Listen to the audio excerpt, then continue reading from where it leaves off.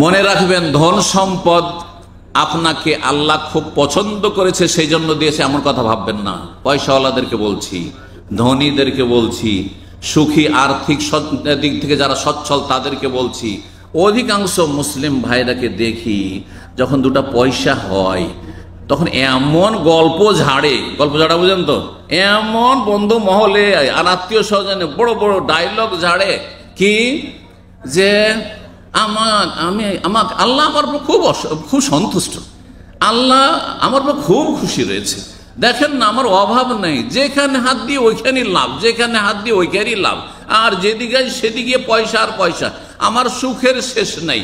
ওর ভিতর প্রকাশ করুক আর না করুক বলতে চাইছে যে আল্লাহ আমাকে খুবই পছন্দ করেছে। না না না, ভালো করে শুনে রাখেন, বেশি পয়সা আল্লাহ কাউকে দিয়েছেন আর বেশি ক্ষমতা দিয়েছেন, নেতৃত্ব দিয়েছেন, আপনাকে আল্লাহ বেশি ভালোবেসেছেন সেই জন্য আপনাকে রাষ্ট্রনায়ক বানিয়ে দিয়েছেন এমন কথা নয়।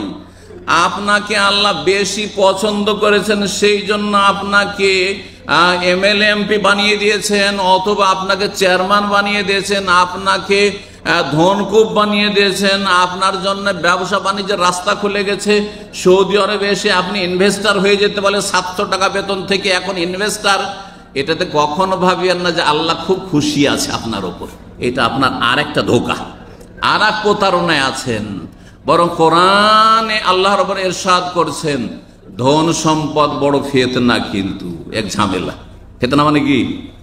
আল্লাহ ঝামেলায় ফেলেছে।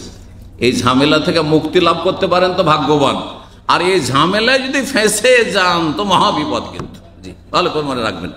তো আল্লাহ রাব্বুল আলামিন ইরশাদ করছেন কোরআনে কারীমের সূরা তাগাবুনে, পড়ে দেখুন 28 পারায়, ইন্নামা আমওয়ালুকুম ওয়া আওলাদুকুম ফিতনা, নিশ্চয় তোমাদের ধন সম্পদ এবং তোমাদের ছেলে মেয়েরা বড়ই পরীক্ষার বিষয়, বড়ই ফিতনা। কিন্তু অনেক বাপ মা ছেলে মেয়েদের জন্য বদনাম হয়ে যাচ্ছে, মুখ দেখাইতে পারে না সমাজে। অনেক বাবা মা ছেলে মেয়েদের কারণে আসামির কাঠগড়ায় হাজির হইতে হচ্ছে। অনেক বাবা মাকে ছেলে মেয়েদের কারণে পথের ফকির হয়ে যেতে হচ্ছে, অথবা লাঞ্ছিত অবদস্থ হইতে হচ্ছে, অথবা অসৎ জীবন যাপন করছে। এমনিতে লোক ভালোই ছিল, কিন্তু ছেলে মেয়ের কারণে বাপ মা খারাপ হয়ে গেছে, বাপ মা বদামল হয়ে গেছে। সুতরাং মনে রাখবেন যে ছেলে মেয়ে আল্লাহ আপনাকে দিয়েছেন, আর একজন নিঃসন্তান, আপনি ভাবছেন আমি খুবই ভালো মানুষ, আল্লাহ আমাকে অনেক ছেলে মেয়ে দিয়েছেন বা যতটা চেয়েছিল। আজকে তো অনেক আবার চাই না, পয়সা অনেক চাই, অঢেল চাই, কিন্তু ছেলে মেয়ে বেশি চাই এইরকম শতকরা দুটাও পাওয়া যাবে না আমাদের সমাজে। বাংলার সমাজে শতকরা 2 জনও পাওয়া যাবে না যে ছেলে মেয়ে বেশি চাই। কয়টা চাই? 2টা চাই, 2টোর বেশি না, খাওয়াইতে পারবো না, তার নিজেই খাওয়াই। ও রাজ্জাকের বান্দা না, ও রিজিক দাতা, নিজে রিজিক দাতা রাজ্জাক হয়ে গেছে। কথা বুঝতে পারছেন না? যার ফলে এই শিরকি আকীদার কারণে আজকে এই ফ্যামিলি প্ল্যানিং, আর এই আপনার বার্থ কন্ট্রোল, আর এই আপনার এই বাচ্চা কম নেওয়া, এই কাফেরদের অনুকরণ, ইহুদি নাসারাদের অনুকরণ। জানেন খবর? আর কূপের মধ্যে থাকেন না, কাফেরদের দেশেরও খবর রাখেন। কাফেরদের দেশে, অমুসলিম দেশে যারা মুসলিমদেরকে বলছে তোমরা বাচ্চা কম নাও, তাদের দেশে উৎসাহিত করা হচ্ছে তোমরা ছেলে মেয়ে বেশি নাও, নাহলে দেশ আবাদ করবে কে? আমাদের তো বাংলাদেশ থেকে লোক নিয়ে আসতে হচ্ছে, ইন্ডিয়া থেকে নিয়ে আসতে হচ্ছে, তৃতীয় বিশ্ব গরিব দেশগুলো থেকে লোক নিয়ে এসে আবাদ করতে হচ্ছে, না হলে দেশের তো জেনারেশন শেষ হতে যাচ্ছে। তোমরা এবার লিভ টুগেদার করবে আর বাচ্চা কাচ্চা নেবে না, তো ভবিষ্যৎ কি হবে? এই বলছে, তারা বাচ্চা নেওয়ার জন্য উৎসাহিত করছে আর ভাতা দিচ্ছে নাগরিককে, আর মুসলিম দেশের মুসলিম জাহেলদেরকে শিখাচ্ছে যে তোমরা বাচ্চা নিবে না, খবরদার, না হলে ফকির হয়ে যাবে। বুঝতে পারছেন? দ্বিমুখী আচরণ কাফেরদের, তার কাফেরদের এই ষড়যন্ত্র, আন্তর্জাতিক ষড়যন্ত্র, খবরদার। এই ষড়যন্ত্রে ইনভলভ রয়েছে এক সেই অসৎ চিকিৎসকরা, যে সেখানে গেলে একবারে কসাইয়ের মতো দিবে সিজার করে, যাতে করে তুই বাচ্চা বেশি নিবি, যাতে 2-3টার বেশি নিতে সাহসী না করিস। এই অসৎ চক্রে এরা। আল্লাহ এদের অনিষ্ট থেকে রক্ষা করে, জাতিকে, সমাজকে, মুসলিমকে, মানব জাতিকে আল্লাহ হেফাজত করে। বলছিলাম যে ধন সম্পদ ফিতনা, যেমন ছেলে মেয়ে ফিতনা। সুতরাং পয়সা বেশি হয়েছে আপনি সুখী, এ কথা কখনো মনে করবেন না, হয়তো এটি আপনার বালা মুসিবত রয়েছে। ধন সম্পদ যদি আল্লাহ সন্তুষ্টির কাজে খরচ করেন তাহলে দুনিয়া আখেরাতে সম্মানিত, দুনিয়াতে মানুষও আপনাকে ভালোবাসবে। আরে ধন সম্পদকে যদি আপনি দান সাদকা করেন, গোটা গ্রামের অভাবী আপনাকে আল্লাহর পরে ভালোবাসবে। যে এর মাধ্যমে আমাদের কত যে আমাদের অভাব দূর হচ্ছে, আর কত যে সাহায্য সহযোগিতা তার কাছে পাচ্ছি, আর কত যে আমাদের অশান্তিগুলো বা আর্থিক সংকটগুলি দূর হচ্ছে। অন্তর থেকে ভালোবাসবে, অন্তর থেকে দোয়া দিবে। পক্ষান্তরে ধন সম্পদ হারাম কাজে লাগালে আল্লাহরও লানত, মানুষেরও লানত। গ্রামবাসী যারা গরিব অভাবী যখন বালা মুসিবতে পড়বেন আর একটা পয়সা দেন না গ্রামের গরিবদেরকে, তখন বলবে ঠিক হয়েছে, ভালো হয়েছে, ধ্বংস হয়েছে, ভালো হয়েছে।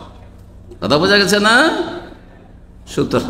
সুতরাং হিংসুককে হাসার সুযোগ দেবেন না, অভাবীদেরকে আপনার বালা মুসিবতে হাসার সুযোগ দেবেন না, বরং অভাবীদের পাশে দাঁড়িয়ে তাদের হিতাকাঙ্ক্ষী হয়ে তাদের অন্তরকে জয় করবেন। এর মাধ্যমে আল্লাহর সন্তুষ্টি হাসিল করতে পারবেন। আল্লাহ যেন তৌফিক দান করেন।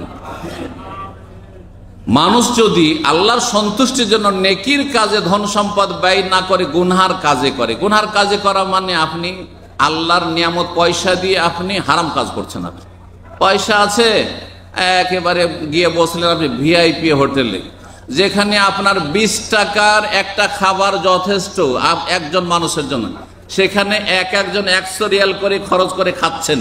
কিন্তু আপনাকে যদি বলা হয় যে 100 রিয়াল খরচ করে আপনি এই রোমান্সিয়ায় খাচ্ছেন, তো অমুক জায়গায় খাচ্ছেন, তমুক জায়গায় খাচ্ছেন, বলুন তো আপনি 10টা টাকা একটা গরিবের জন্য দান করেন? তো বলছেন না না না ভাই, টাকা পয়সা। তখন আপনার পালপিটেশন শুরু হয়ে যাচ্ছে। আপনি মনে করছেন সুখী, না আপনার মতো দুঃখী কেউ নাই। আপনার পরিণাম খুব খারাপ রয়েছে। হাসর মাঠে আসামির কাঠগড়ায় হাজির হবেন। হাদিসটি দিয়ে আলোচনা শেষ করছি। রাসূলুল্লাহ সাল্লাল্লাহু আলাইহি ওয়াসাল্লাম বলেন, লা তাজুলু কাদামা আবদিন ইয়াউমাল কিয়ামাতি হাত্তা ইউসআলা আন খামসিন। মানুষ কিয়ামতের দিন আল্লাহর সামনে থেকে সরতে পারবে না যতক্ষণ পর্যন্ত 5টি বিষয় সম্পর্কে জিজ্ঞাসা না করা হবে। আন উমরিহি ফিমা, আপনার বয়স সম্পর্কে, যে তোমার এই 60 বছরের বয়স, 70 বছর বয়স কিসে গিয়েছিল। ওয়ান শাবাবি, যৌবন সম্পর্কে, কোথায় ক্ষয় করেছিল, যৌবন ইবাদতবন্দি করেছিলে কিনা, আল্লাহর দিন মেনে চলেছিলে কিনা। ওয়ান ইলমিহি মাজা আমিলা ফি, আর দিনের জ্ঞান অর্জন করেছিলে কিনা, আমল করেছিলে কিনা, ফরজ ওয়াজিব আদায় করেছিলে কিনা। ওয়ান মালিহি, আর পয়সা সম্পর্কে আল্লাহ জিজ্ঞাসা করবে। দুটো সওয়াল, দুটো প্রশ্ন করবে। মিন আইনা ইকতাসাবাহু ও ফিমা আনফাকাহু, কোথা থেকে ইনকাম করেছিলে আর কোথায় খরচ করেছিলে। ইনকাম সোর্স হালাল ছিল না হারাম, জবাব দিতে হবে। আর তার সাথে কোথায় খরচ করেছিলে, কতটা খরচ করেছিলে। অপচয় অপব্যয় তো করনি, হারাম কাজে তো খরচ করনি, তোমার টাকা পয়সাতে মদ তো খাওনি, গাঁজা তো খাওনি, এবং পাপ তো করনি। আল্লাহ রাব্বুল আলামিন যেন প্রস্তুত থাকার তৌফিক দান করেন হাসরের মাঠে পাস করার জন্য, কামিয়াবির জন্য। আল্লাহ রাব্বুল আলামিন যেন আমাদেরকে নেক আমলের তৌফিক দান করেন। ওয়া জাযাকুমুল্লাহু খাইরান। এবং শেষখানে একটি কথা বলে শেষ করি, যে ধনীরাও জান্নাতে যাবে, গরিবরাও জান্নাতে যাবে যদি ঈমান ইসলাম ঠিক থাকে। তারপরেও ধনীদের কে জান্নাতে যেতে গরিব মুসলিমদের তুলনায় 500 বছর সময় লাগবে। 500 বছর পরে ধনীরা জান্নাতে যেতে পারবে। কেন? হিসাব দিতে দিতে দিতে দিতে 500 বছর লেগে যাবে। এইদিকে গরিব মানুষ যখন আল্লাহর কাছে যাবে, আল্লাহ বলবে যে তোমার হিসাব দাও। আল্লাহ আমার তৌহিদের হিসাব ঠিক আছে, শিরিক করিনি, বেদাত করিনি। আল্লাহ আমার 5 ওয়াক্ত নামাজ ঠিক আছে, আমার রমজান মাসের রোজা ঠিক আছে। জাকাত, আল্লাহ গরিব ছিলাম, জাকাত দিব কি, পয়সাই তো ছিল না। হজ, আল্লাহ পয়সাই ছিল না, তো হজ আর করবো কি। পাস, যাও জান্নাতে চলে যাও, জান্নাতে চলে যাবে। 500 বছর আগে জান্নাতে চলে। সুতরাং বেশি পয়সাতে বেশি আনন্দিত হবেন না, বরং আল্লাহর শুকরিয়া আদায় করেন। যদি আল্লাহর শুকরিয়া আদায় করতে, নেকি করতে পারেন পয়সা দিয়ে, তাহলে জান্নাতে যাওয়া সহজ হবে, না হলে বড় মুশকিল হয়ে যাবে। রাসূলুল্লাহ সাল্লাল্লাহু আলাইহি ওয়াসাল্লাম বলেছেন, ইবগুনি যফা, আমাকে হাসরের মাঠে, হাসরের ময়দানে তোমরা গরিব দুঃখী অভাবীদের মাঝে তলাশ করিও। রাসূলুল্লাহ সাল্লাল্লাহু আলাইহি ওয়াসাল্লামকে খুঁজে পাবেন গরিবদের মজলিসে, রাজাদের মজলিসে খুঁজে পাবেন না, পয়সাওয়ালাদের মজলিসে খুঁজে পাবেন না। যারা আর্থিক সচ্ছল বেশি, ধনকুব, তাদের মাঝে খুঁজে পাবেন না, বরং গরিব মুসলিম ধার্মিক আল্লাহ ভীরু তাদের মাঝে রাসূলুল্লাহ সাল্লাল্লাহু আলাইহি ওয়াসাল্লাম খুঁজে পাবেন শাফাআতের জন্য, হাউজে কাউসারের পানির জন্য। আল্লাহ রাব্বুল আলামিন জানা নবী সাল্লাল্লাহু আলাইহি ওয়াসাল্লাম হাউজে কাউসার আমাদেরকে দান করেন এবং রাসূলুল্লাহ সাল্লাল্লাহু আলাইহি ওয়াসাল্লাম শাফাআত আমাদেরকে দান করেন।